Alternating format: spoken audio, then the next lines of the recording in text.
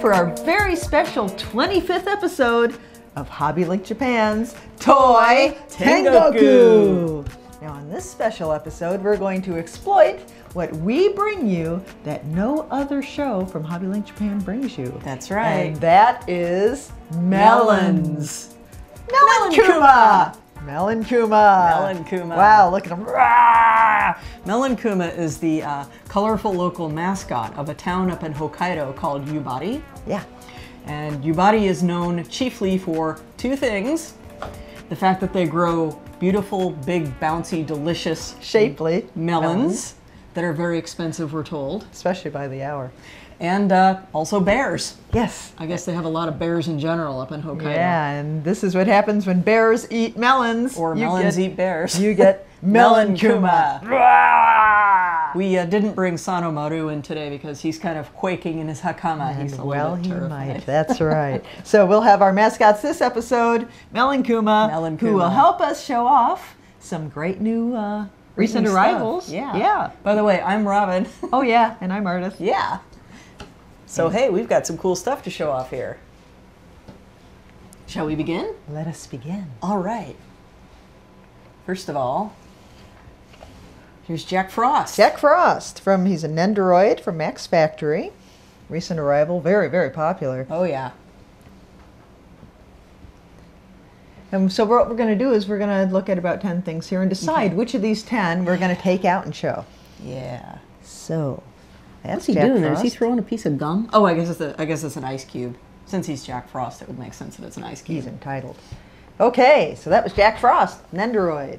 Next, we have, boy, was this a source of controversy. Oh, really? Arlong. Oh, yeah, because when he first went into the catalog, oh, right, we had the name misspelled. Being in Japan, a lot of our staff is Japanese, and so he had gone into the catalog as A-U-R-O-N. Arong. And yeah, was in katakana his name is Aran, and not everybody on staff is a One Piece fan. So unfortunately, they didn't know that the standard romanization is Arlong.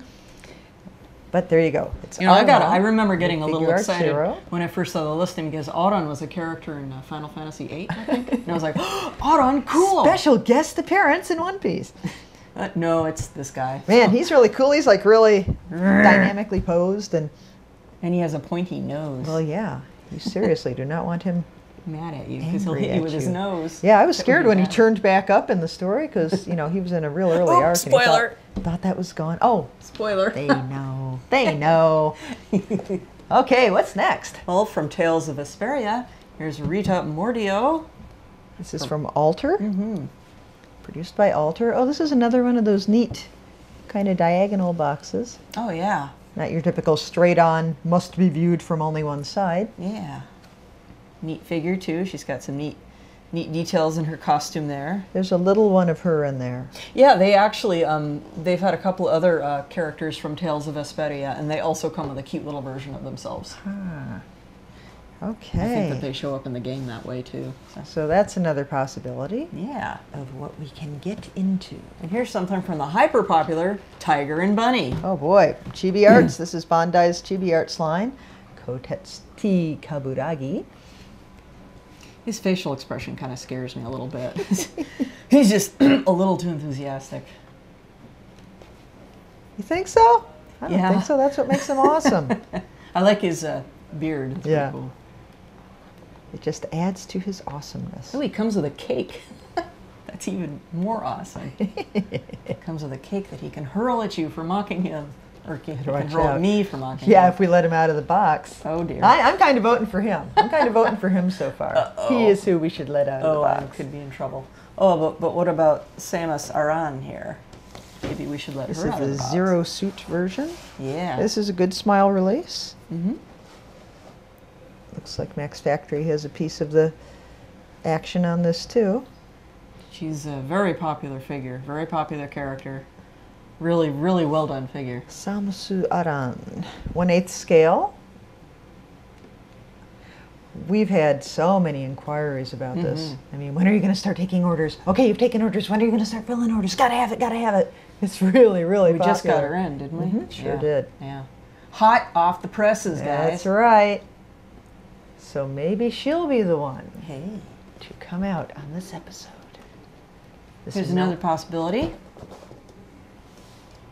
Gegege no Kitaro. Gegege no Kitaro. And this is this in the Takeya line? Yes, it is. Oh, so he had been also sculpting those various gods. Yeah, the gods and stuff. So this is the first character in the Takeya line, which is not a god. Wow. Well, I suppose, it depends on who you ask. Maybe he is a god in some ways, but not the same ways that the other gods are. Gegege no Kitaro.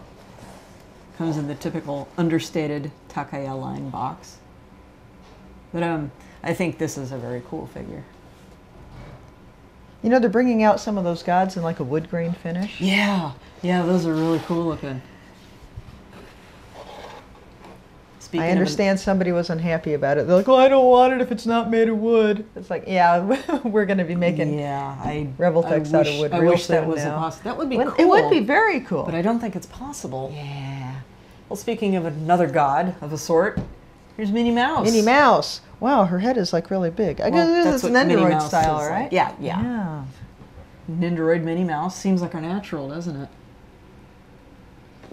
She's you know, cute. I probably shouldn't say this out loud, but well, maybe you shouldn't then. Okay, I won't, and we'll just wonder good. forever. I just have to say, it looks kind of like there's a Muppet Babies thing going on. Maybe a little bit, yeah. She comes with Chip and Dale, too. Oh, she does. They're there. Wow, they're here to give her a Chip and Dale show. Oh, dear. Oh. She just made a horrible pun. Man.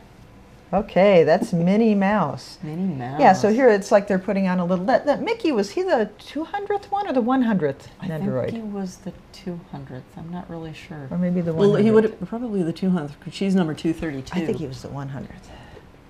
I don't know. Want to bet? No, I don't want to bet. I know better than the gamble.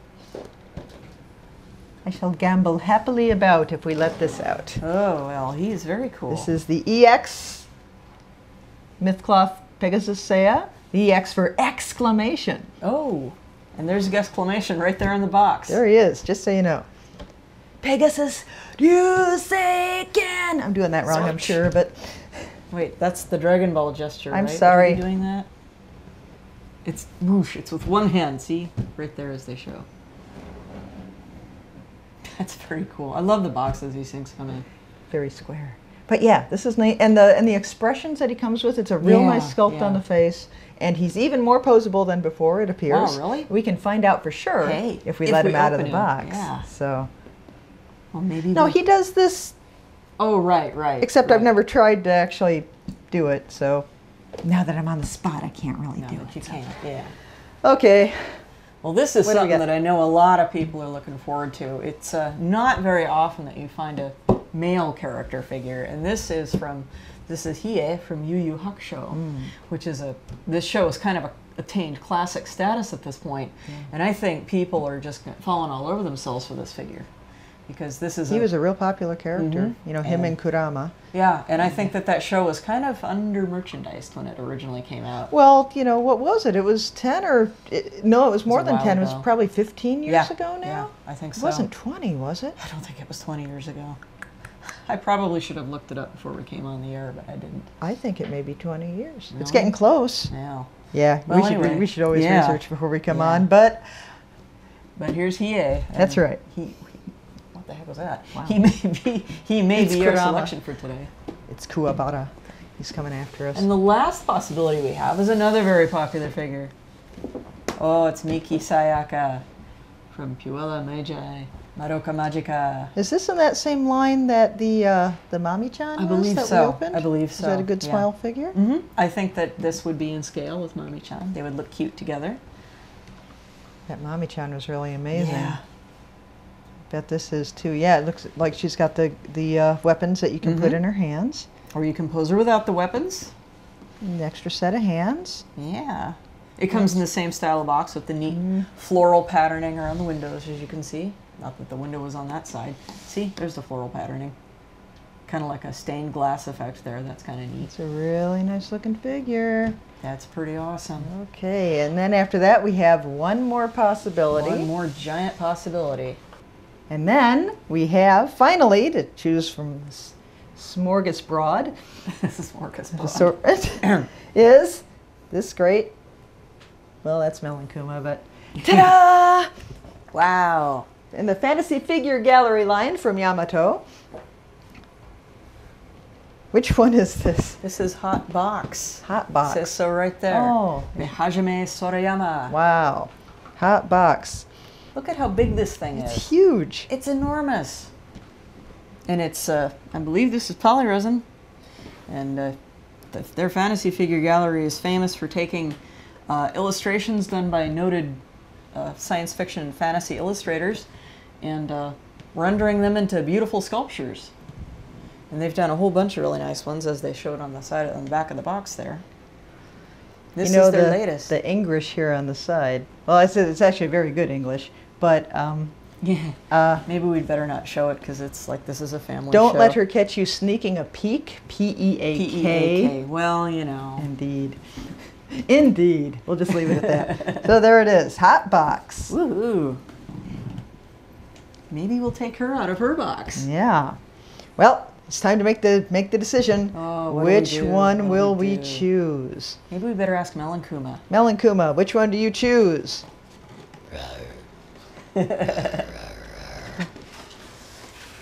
Oh, Melankuma has chosen. And the winner is...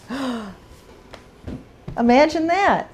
Ge no Kitaro. Oh my gosh, if we've got Miki and Minnie up front, I thought that, you know, would have gone for that, but no. Melankuma has spoken. Wow, indeed.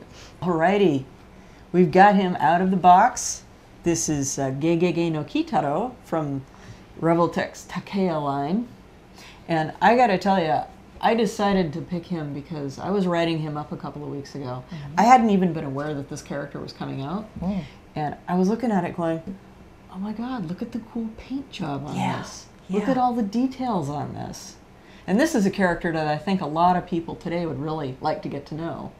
Absolutely. I mean, Kitaro has been around for decades and decades. And he started as a manga in the late 50s. The late 50s? Late 50s. Ooh. Yeah. I was about 10 years off. Well, back in the late 50s, he started off as Hakaba no Kitaro, which is like Kitaro of the graveyard. And it was so scary. It was so scary that that manga didn't last very long. But Shigeru Mizuki, who is the creator of Ge no Kitaro, he came back soon after with a more kid-friendly version called Ge no Kitaro.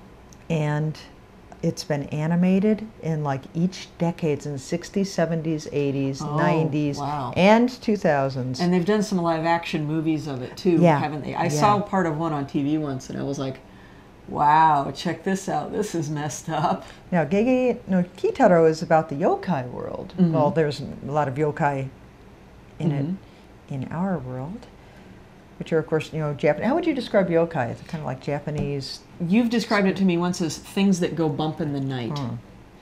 Creepy, crawly things, supernatural creatures that maybe send a shiver up your spine, that sort of thing. And of course, he's got Medama Oyaji, or Eyeball Daddy. Daddy Eyeball. Daddy Eyeball, and Daddy Eyeball pops out, and his little aohige can go back in there. We just thought it was cool to put Daddy Eyeball on top of his head.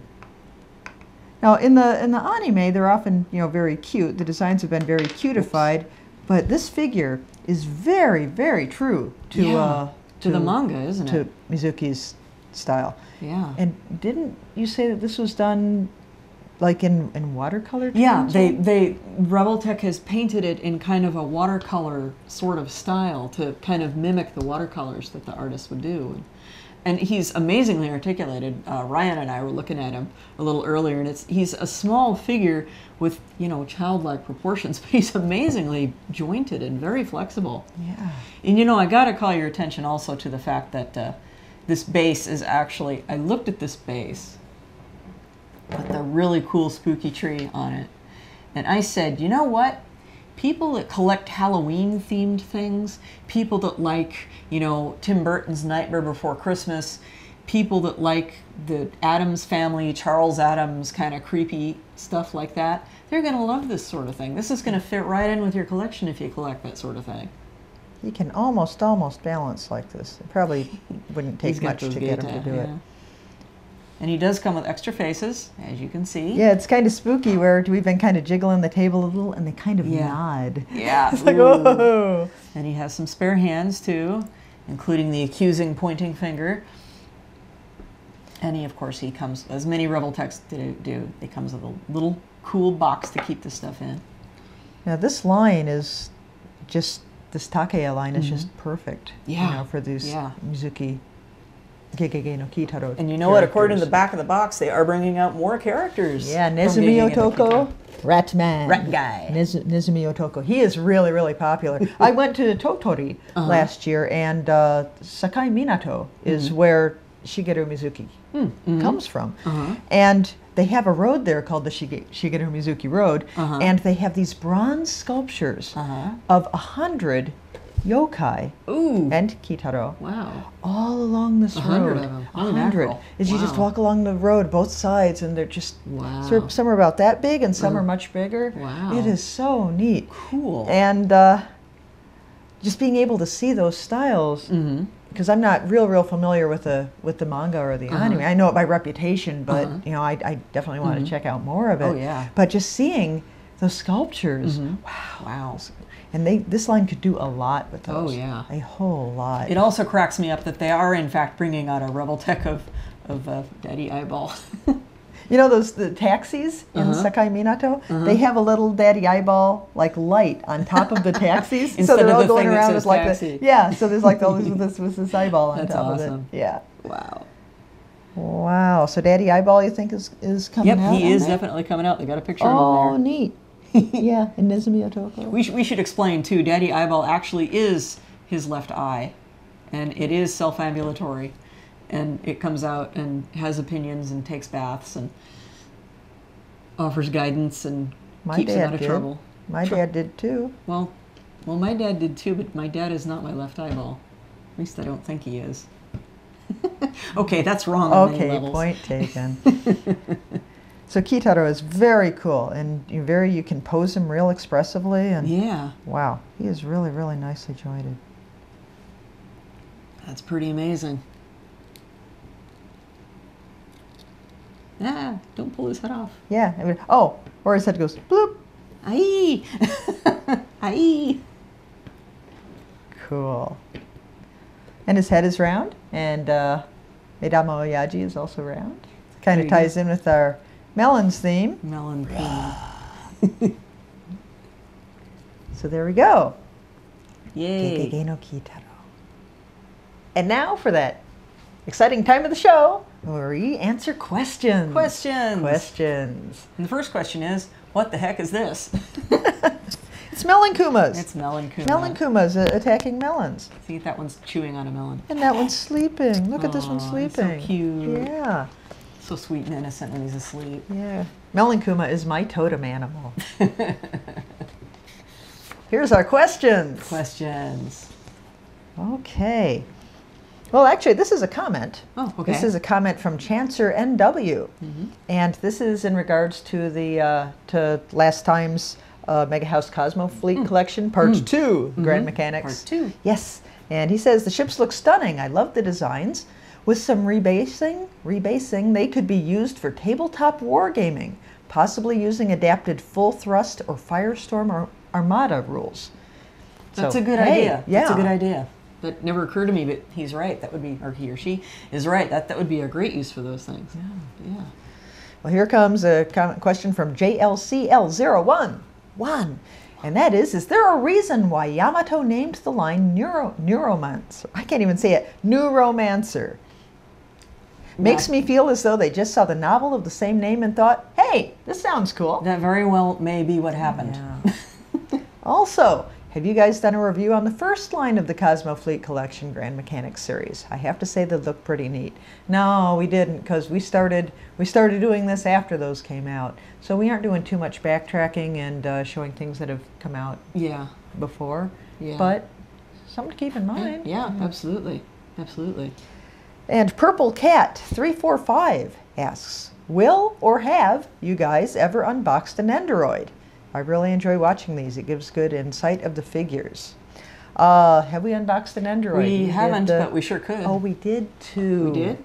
Yes, we did. Tachikoma. Oh, Tachikoma. Okay, well, remember Tachikoman's yellow? Okay, but Tachikoma is not a very typical Nendoroid. It was a Nendoroid. It was a Nendoroid, yes, but it wasn't a very typical one. Maybe we could someday do a more typical one of the cute style character with a larger head and done in the cute Nendoroid style. I think that would be fun. Yeah. Well, we had a chance at Minnie, but passed her up. Yeah. But maybe there will be another Nendoroid coming out that, because it would be nice to see one. Yeah, it would be. And Nendoroids, they're awfully gosh darn cute. Every time I wrote one up, I'm like, oh man, why didn't I order this? It's cute. Okay. Now from Al.